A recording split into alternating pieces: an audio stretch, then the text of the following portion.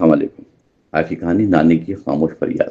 گاؤں کے چراغ سے خاموشی سے سونے جیسے وقت نے سانسیں آہستہ روک رکھی تھی۔ پرانی حویلی کے شہر میں تنہائی بسی، جہاں ایک بوڑھی عورت چپ چاپ بیٹھی اسی چہرے اور چھریاں کہانی سنا رہی تھی۔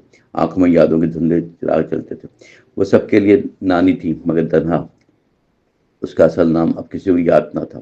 گھر والے سے بس نانی کہا کرتے تھے۔ کبھی اس کے ہاتھوں میں خوشبو بسی ہوتی، روٹیاں نرم پیاز سے بھری ہوتی تھی، بچے اس کی گرد ہنستے کھیلتے رہتے تھے۔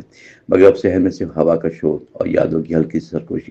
وقت بدلا، لوگ بھی بدل گئے۔ بیٹے شہر جا کر مصروف ہو گئے، بہوؤں کے پاس فرصت ہی نہیں۔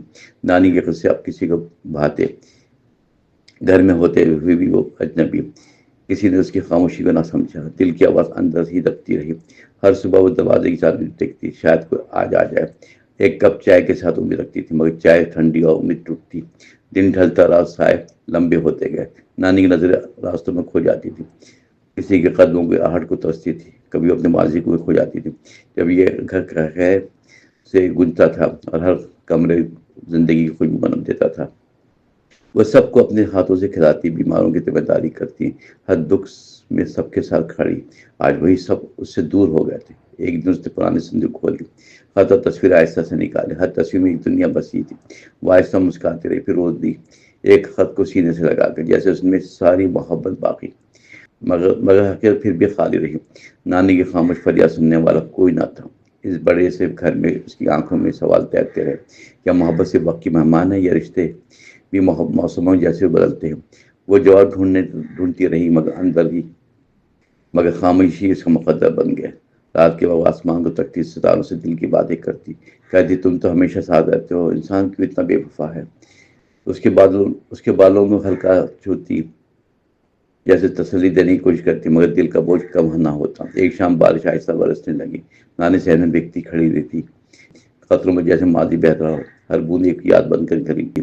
اس نے آنکھیں بند کر کے سوچا، کاش کوئی اسے بھی یاد کرے جیسے وہ سب کو یاد کرتی ہے۔ اچانک دروازہ زور سے کھلا، ایک ننھا بچہ اندر بھاگتا ہوا آیا۔ وہ شہر سے پہلی بار آیا تھا، نانی کو دیکھ کر رک سا گیا۔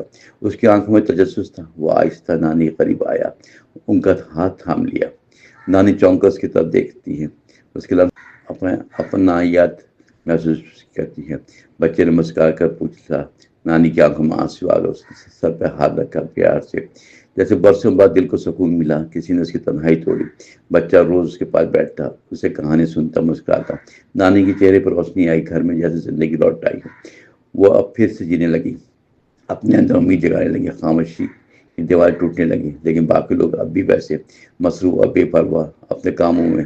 انہیں نانی کی خوشی کا احساس نہیں، مگر بچے کے لیے وہ دنیا اس کے ساتھ وہ ہنستا کھیلتا۔ نانی کے دل میں نئی روشنی، جیسے اندھیروں میں چراغ جل گیا ہو۔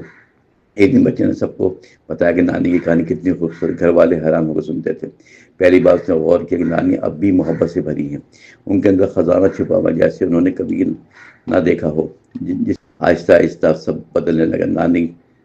نانی کے بعد بیٹھنے لگے، پھر اس سے باتیں کرنے لگے، ہنستے کھیلتے۔ گھر میں پھر کہیں وہ یہ نانی کی آنکھوں میں چمک آئی، اس کی خاموش فریاد سن لی گئی، محبت نے پھر گھر کو بھر دیا گیا۔ کہانی ہمیں اس وقت سکھاتی ہے، بزرگ دل کے آئینے ہوتے ہیں، ان کی خاموشی بھی چیخ بن جاتی ہے اگر ہم اسے سننا چاہیں تو۔ محبت وقت مانگتی ہے اور توجہ، جو ہم اکثر دینا بھول جاتے ہیں، مگر یہ رشتوں کی اصل بنیاد ہے۔ نانی اب تنہا نہیں رہی تھی، اس کے ارد گرد اپنائیت بسی تھی۔ وہ پھر سے کہانی سناتی رہتی تھی، بچے اور بڑے سب سنتے، گھر میں زندگی کی خوشبو پھیلتی۔